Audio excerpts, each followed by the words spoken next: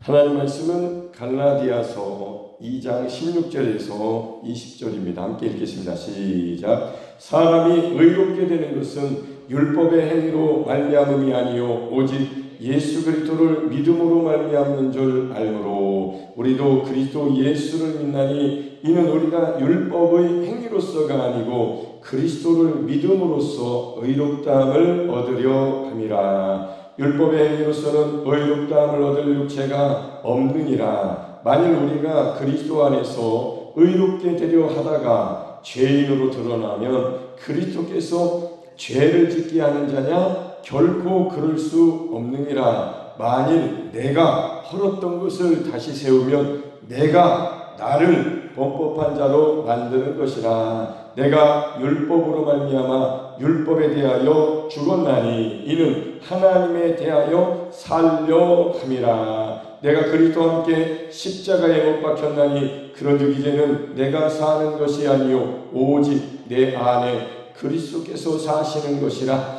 이제 내가 육체 가운데 사는 것은 나를 사랑하사 나를 위하여 자기 자신을 버리신 하나님의 아들을 믿는 믿음 안에서 사는 것이라. 아멘.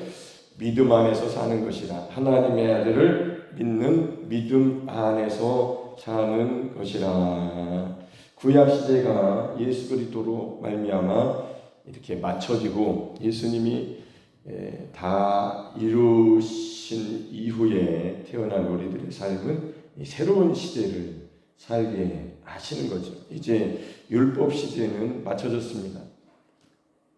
그래서 제사가 끝났죠. 대제사장도 예수님의 대제사장으로 단번에 자기 피로 성소로 들어가셔서 2000년 전에 끝내놓으셨습니다. 이게 하나님이 해놓으신 거죠. 이미. 그래서 율법으로 의롭다함을 하려고 하는 율법의 의는 이제 없어진 거예요. 그런 방법은 없습니다. 되지 않고. 그래서 오직 믿음으로 하나님께서 아들을 보내셔서 다 이루신 것. 요 부분이 교회에서 가장 다루기 어려운 부분이에요. 믿음으로 산다는 게 넘어가서 믿음으로 사는 게 무엇냐라고 배우고 가르치고 배우고 그 믿음으로 산다는 것을 사는 게 그렇게 가르치기가 어려워요. 사람은 믿음으로 살고 있지만 결국에는 또 이제 자기를 내가 어떻게 살지 이렇게 됩니다. 내가. 그래서 이런 부분을 이제 끊임없이 우리는 물어봐야 되는데 하나님께 묻고 어떻게 사는 거냐고.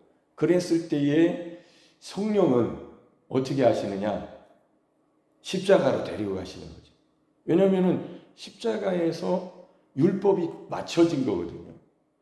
그리스도는 모든 믿는 자에게 구원을 주시기 위하여 율법의 마침이 되는 거예요. 그러니까 믿는 자가 어떻게 하는 겁니까? 라고 할 때 성령은 십자가로 데려가셔서 예수님을 보게 하시는 거고 예수님을 보면서 자기 자신도 보게 하시는 거죠. 예수님이 가져가셨으니까 너는 이제 새로운 사람이다. 새 생명이다. 이제 죄에 대해서는 죽었다. 율법은 맞춰졌다. 세상에 대해서도 같이 못 박혔으니까 너는 이제 새 생명 가운데 살아라. 그리스도로 살아라. 성령으로 살아라. 이제 너로 살면 안 된다. 근데 너로 살죠. 우리는 나니까. 그래서 자기를 부인해라. 나를 부인하는 게 제일 어려운데. 그래서 십자가를 알면 이런 거구나. 오직 의인은 믿음으로 말미암아 살리라. 믿음도 천차만별입니다. 진짜. 가장 좋은 믿음은 뭐라고 생각해요? 예수 안에 푹 잠기는 것. 그거를 예수님은 내가 가면 또 다른 보혜사가 오실 것이다. 내 이름으로 보내실 성령, 그가 오시면 너희는 몇 날이 못되어 성령으로 침례를 받으리라. 여기 성령 침례. 그러니까 성령 안에 푹 잠기는 것을 말하잖아요. 그리고 누가복음 24장에 아버지로부터 약속을 받은 약속을 기다려라. 능력으로 이 비움을 받을 것이다. 이 그거거든요. 그거. 그게 바로 믿음으로 사는 똑같은 말이에요. 똑같은 말. 그래서 믿음으로 산다는 것은 성령으로 산다. 성령으로 산다는 것은 내가 이제 하나님의 통치를 받는다는 거거든요. 다스림을 받고 지배를 받고 하나님의 나라를 사는 거예요. 이게 믿음으로 산다. 아멘. 그러니까 이 싸움에서 사람들이 실패를 하는 모습이 그렇게 안타깝더라. 어렵다. 쉬운데도 어렵다. 그러니까 자기 자신에 대한 부인이 자기를 부정하지 못하는 거예요. 베드로처럼 내 생각은 말입니다. 내 생각은 말입니다. 나의 의견은 말입니다. 내가 볼 때는 말입니다. 십자가는 아니지요. 다른 건 다 좋아도 죽음은 아니지요. 어떻게 죽음이 하나님의 뜻입니까? 그게 이제 문제예요. 장사를 하나님이 해놓으셨는데 장사 지낸 것은 그냥 빨리 지나치고 싶은 거죠. 초상집은 빨리 지나치고 싶은 거죠. 하나님이 역사하신 것은 빨리 지나치고 싶은 거죠. 그래서 믿음으로 사는 것이 아니고 자기를 다시 이렇게 분명히 헐었는데 만일 내가 헐었던 것을 하나님이 헐어놓으셨는데 허는 거 보이더라고요. 어제 보니까. 헌 집을 왜 헐어요? 새 집 지으려고 하는 거 아닙니까? 근데 다시 세우면 내가 하나님이 헐었던 것을 내가 다시 세우면 이런 뜻이에요. 이게. 그러면 내가 나를 범법한 자로 만드는 것이다. 분명히 하나님은 그리스도 안에 우리를 넣어놓으셨는데 만일 우리가 그리스도 안에서 의롭게 되려고 하다가 죄인으로 드러나면 이건 내가 그렇게 한 거예요. 헐었던 것을 다시 세우니까. 헐었던 것은 율법을 헐고 죄인을 헐고 죄에 대해서 나를 헐었는데 내가 좀 살아보려고 하면 사실 죄인으로 드러납니다. 우리는 그렇게 못 사니까. 그러니까 믿음으로 살면 하나님의 인정 속에 하나님께서 아들이 있구나. 내 아들과 함께 사는 거구나. 내 아들을 따라가는 거구나. 넌 너를 부인하는 거구나. 그래 내가 그렇게 해놨지. 나는 너와 함께하는 너의 하나님 아버지라고 분명히 확실하게 그렇게 말씀하시는 거고 그냥 하나님은 아버지고 우리 아버지라고 배우는 거하고 진짜 내가 예수님 손잡고 나는 이제 약혼한 게 아니고 그냥 쳐다보면서 난 저 사람하고 약혼했어. 하나가 안 됐잖아요. 아직. 저 사람하고 약혼했어. 요즘도 약혼하나요? 약혼. 그래놓고 그게 맞으면 진짜로 결혼을 하는 거죠. 이스라엘의 결혼 풍습이 그래요. 약혼하고 정혼하고 1년 정도 보는 거예요. 진짜인지 저 남자가 진짜 결혼할 남자인지 말한 대로 정말로 그게 진실한지 저 여자가 진짜 처녀인지 이렇게 그 기간을 놓고 거기에서 뭔가가 딱 하면은 결혼 못합니다. 마치 그런 것과 같은 거.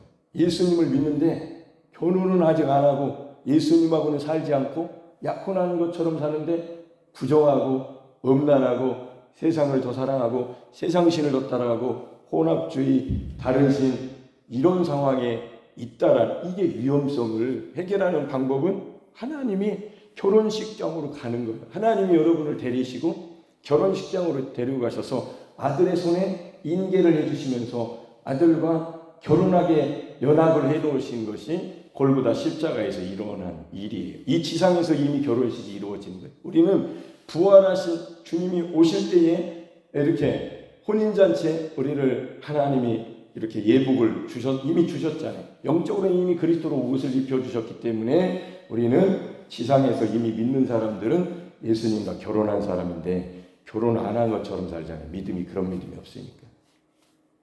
그러니까 결혼하지 않고 예수님으로 살지 못하는 거죠. 그게 믿음이 없는 거예요. 그냥 믿는다고 하지만 약혼자예요. 약혼자. 예수님하고 같이 살지는 않습니다. 예수님을 약혼한 거죠. 약정을 한 거죠. 이 믿음이 얼마나 이 약혼한 것이 위험하겠냐고. 막 흔들어대면 그게 약혼이 파기가 될 가능성이 많잖아요. 제가 오늘 지금 표현하는 것이 굉장히 중요한 표현이라고 생각이 됩니다. 결혼, 약혼이라는 표현은 결혼하지 않으면 위험해요. 사이가 떨어지잖아요. 집에 서로 다르게 살잖아요. 한 집에서 안 살. 하나님의 집에서 살아야 되잖아요. 매일 같이. 그게 동행하게 하신 거잖아요. 이름을 예수라 하라. 하나님이 우리와 함께 계시다. 임마누엘. 처녀가 잉태해서 아들을 낳으리니 이름을 임마누엘이라 하라. 하나님하고 함께하지 않는다. 주님하고 함께하지 않는다. 나는 예수님을 믿지만 주님과는 안 산다. 난 주님과는 동행 안 해. 주님 따라가진 않아. 나를 부인하진 않습니다. 난 신앙생활합니다. 하나님 말씀대로 살려고 합니다. 교회에 예배 드립니다. 기도도 합니다. 그러나 주님으로 살지는 않습니다. 그리스도는 살지 않습니다. 나는 성령을 따라가진 않습니다. 나는 하나님의 뜻대로 살고 싶지는 않습니다. 하나님 말씀대로 살려고는 하지만 진짜 하나님의 뜻대로 살려고 진짜로는 하지 않습니다. 이런 것과 같은 거죠. 믿음으로 산다는 것은 대단한 겁니다. 하나님이 주신 은혜예요. 십자가에서 하나님이 아들을 주신 거죠. 이건 놀라운 건데, 그러니까 믿는 사람, 구원받은 사람은 그 십자가를 관심하고 알고 깨닫고 두드리고 구하고, 하나님 알려주세요. 난 예수님과 함께 사는 사람인데 예수님을 너무 모르네요. 그랬을 때에 그 진실한 기도에 성령님을 역사하시는 거예요. 많은 사람들이 예수님을 믿는다고 하지만 종교적으로 떨어져서 약혼한 상태에서 어쩌다 만나는 거지. 약혼했으니까 만나잖아요. 가끔 만나 데이트도 하고 시간도 보내고 밥도 먹고. 근데 예수님 그 사람하고 결혼한 게 아니니까 부부는 아니죠. 하나는 아니죠. 위험하죠. 누가 끼면 어떻게 되겠어요? 그냥 파기되는 겁니다. 하나님은 그렇게 안 하셨어요. 하나님이 완성하신 것은 말 그대로 완성해 놓으신 겁니다. 왜 하나님의 완성을 좋아해야겠죠? 당연히. 그게 하나님이 우리를 안전하게 해놓은 완전한 복음인데, 온전한 역사인데, 왜 지상에서 예수님과 함께 살지 않고 죄를 더 사랑하십니까? 죄에 대해서 죽은 우리가. 이런 문제를 교회에서 해결해야 됩니다. 그거를 해결해야 내가 죄를 사랑했네 그러면서 진짜로 회개하는 거예요. 내가 세상을 정말 벗삼았네. 구주와 함께나 죽었는데 나는 안 죽은 자로 버젓이 내가 육신으로 살았네. 이게 십자가 복음을 들은 사람에게 나타나는 회개에 합당한 열매예요.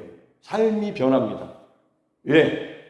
진짜로 하나님의 아들과 함께 그렇게 해놓으신 하나님의 뜻을 알았으니까, 믿었으니까, 그 믿음으로 산다고 하나님 앞에 기도하니까 하나님이 그대로 해주신 거예요. 믿음대로. 할렐루야. 아멘.